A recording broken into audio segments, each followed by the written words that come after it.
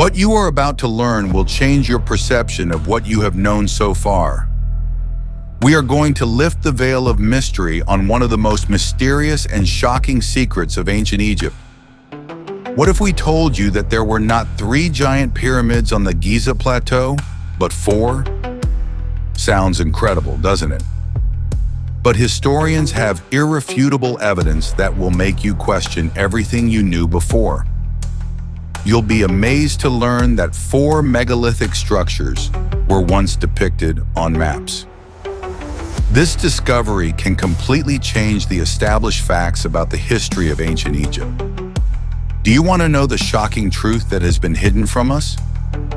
Then you simply must watch this video to the end and be prepared that after that, your world will never be the same again.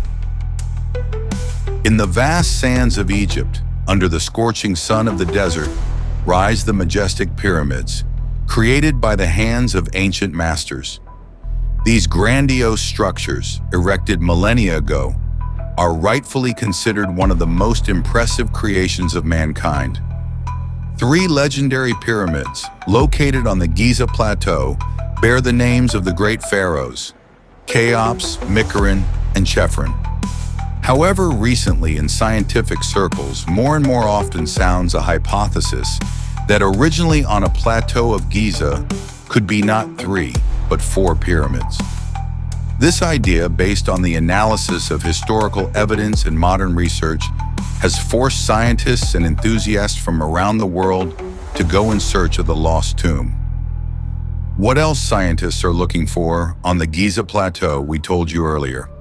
To learn about all the mysteries of Egypt, put a like and subscribe to the channel. The main trump card in the hands of supporters of the idea of the Great Quartet is an ancient map drawn up in 1755 years by the Danish cartographer, explorer, and naval captain Frederick Louis Norden. This distinguished scholar, honored with membership in the prestigious Royal Society of London for his achievements in geography, left behind a rich legacy of detailed notes on the countries he visited. In his work on Egypt, Norden mentions 4 pyramids rising in the Nile Valley, 3 light-colored and 1 black.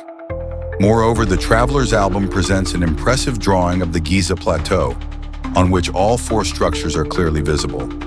It is worth noting that the expedition of Frederick Louis Norden to Egypt in 1737 year was initiated and sponsored by King Christian VI of Denmark.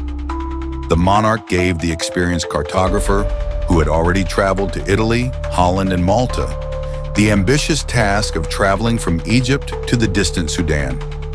Norden, fascinated not only by geography, but also by archaeology, spent this journey in the company of the head of the Egyptian expedition, Pierre-Joseph Leroux Deneval. Together, they were able to study the antiquities and create a detailed map of the famous Giza Plateau. The fruit of their joint efforts was a unique album, Journey from Egypt to Nubia, containing invaluable documents, drawings, and maps. On the pages of this work, one can find about 200 images of monuments, architectural features of buildings, and various installations. Of particular value are the maps, which show not only the structures themselves, but also the captions that allow you to find out what they were called in the distant past. In fact, Frederick Louis Norden's album is one of the earliest and most reliable sources of information about ancient Egypt, which laid the foundation for subsequent research and discoveries. And it is on his certificates refer modern enthusiasts aspiring to prove existence of one more grandiose construction in a complex of great pyramids refer. One of the most ardent supporters of the idea of the Black Pyramid is an amateur historian, Matthew Sibson. In his opinion, not only detailed schemes and drawings of Norden, but also words of the traveler themselves serve as irrefutable proof that on a plateau of Giza once rose 4 instead of 3 pyramids. In support of his theory, Sibson quotes from the album of the Danish researcher, "These structures are 4, and they need to be examined, although it seems that there are 7 or 8 more nearby, but only these 4 impressed me." Based on this description, it becomes obvious that Frederick Louis Norden really observed not 3, but 4 majestic structures on the Giza Plateau. And according to him, the 4th pyramid was not inferior in size and grandeur to the first 3, which excludes the possibility that the cartographer took for it one of the modest tombs of queens, much smaller and not in any comparison with the Great Pyramids. Norden pays special attention to the description of the material from which the mysterious 4th pyramid was erected. According to him, the stone used in its construction seemed blacker than black granite, which sharply distinguished this construction against the background of the others, its noble and gloomy shade. The Danish researcher also notes that the Black Pyramid was about 30 meters from the 3rd and was built almost in a row with the others, with a slight deviation, and its faces were oriented to the sides of the world, as well as the other pyramids of the complex. Though today in the arrangement of megalithic monuments they have found a flaw. Another intriguing detail in Norden's description is the mention of an unusual top of the 4th pyramid. According to the traveler, it was crowned with a huge stone with a flat platform on the very top, which probably served as a kind of pedestal. However, even if this assumption is correct, already in the time of Norden, this pedestal was empty, and about its original purpose remained only a guess. So what actually depicted the Danish cartographer in his atlas, and why on his schemes there are not 3, but 4 pyramids? The most popular version says that perhaps Norden simply made a mistake when drawing what he saw. It is not excluded that one of small satellite pyramids, located near the tomb of Menkaure, seemed to him a continuation of a great ridge of ancient Egyptian constructions. But then another question arises. Why the 4th pyramid on the drawings of Norden looks black, while the tombs of the wives of pharaohs are made of the same stone as the main buildings? It is known that once the pyramids were lined with red granite, for which they were nicknamed Red Pyramids. But after the loss of this coating, they acquired their present, familiar to us look. One of the versions is related to possible distortions that arose during the numerous translations of Norden's unique album. This work was originally written in French and then translated into English and other languages of the world. It is possible that in the process of these journeys between languages and cultures, the original meaning of the descriptions was somewhat transformed. Probably the Danish researcher really saw one of the satellite pyramids and noted that it differs from the others. But in the course of translations, this detail has got some other sounding, having generated the legend about Black Pyramid.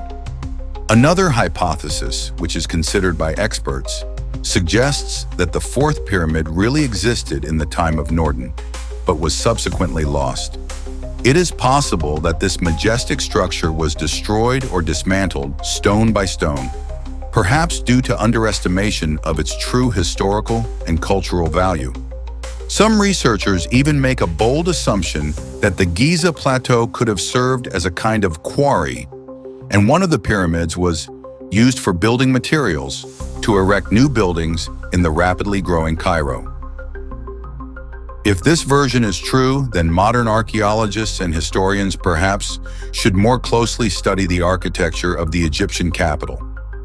It is possible that some ancient buildings of Cairo carry fragments of the mysterious 4th pyramid dissolved in the urban landscape.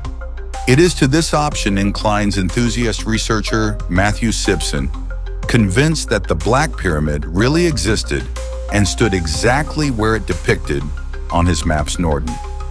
Just at the end of the 18th century, not realizing the importance of this ancient monument, the Egyptians dismantled it and used the materials to build new buildings in the sprawling capital.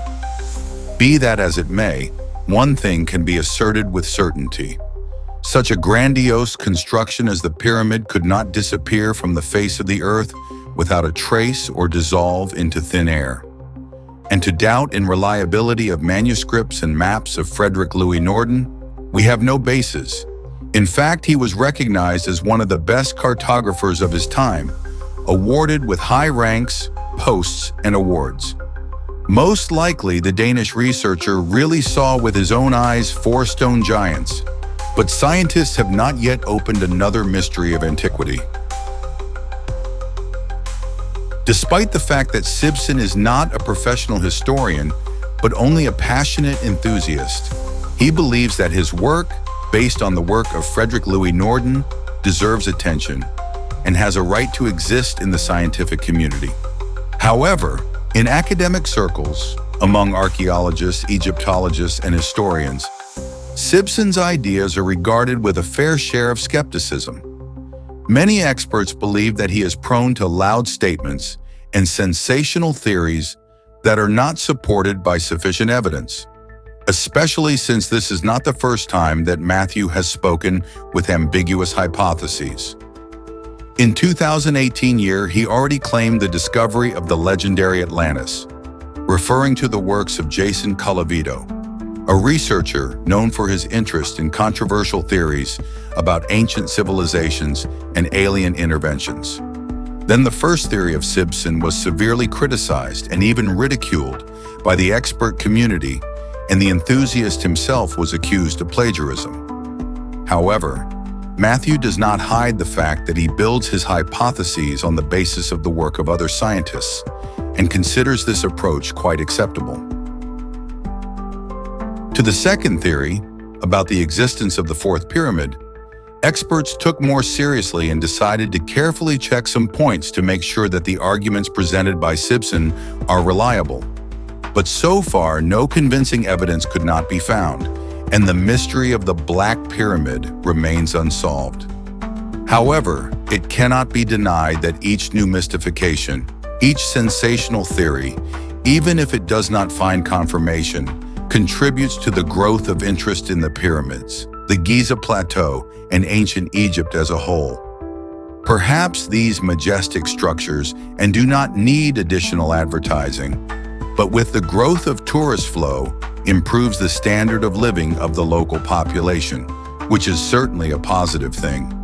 And who knows, maybe thanks to such bold hypotheses and indefatigable searchers as Matthew Sibson, one day it will be possible to open the veil of mystery over the true purpose and origin of the pyramids.